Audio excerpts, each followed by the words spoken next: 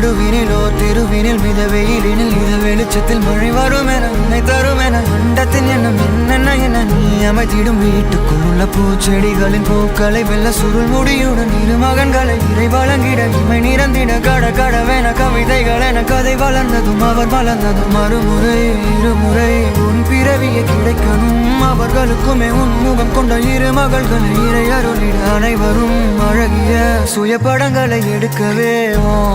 பக்கத்துல நாம் பாடுக்க வழி சொல்லம்மா ரத்தத்துல பெத்தெடுக்க விதி விடுமா